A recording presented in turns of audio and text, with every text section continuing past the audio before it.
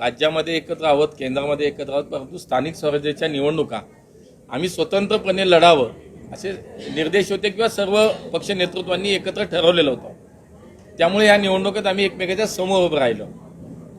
आमची अपेक्षा होती की मैत्रीपूर्ण लढत व्हावी. त्या दृष्टीनं आम्ही सगळेजण अत्यंत आमची भूमिका, आमचे विचार स्पष्ट होते की आम्ही कुठल्याही पद्धतीने वैयक्तिक कुणावरती टीका करणार नाही, कुणावरती आम्ही बोलणार नाही. परंतु शेवटी समोरनं काही आलं तर त्याचं प्रत्युत्तर द्यायला लागतं ह्या भावनेतनं किंवा या भूमिकेतनं काही गोष्टी झाल्या असतील. पण शेवटी आज मतदान झाले.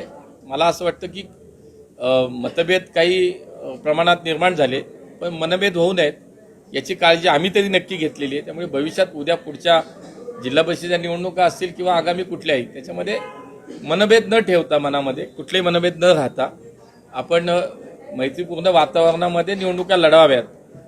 कुठेही कटुता येऊ नये एकमेकांमध्ये याची काळजी आम्ही तरी नक्की घेऊ.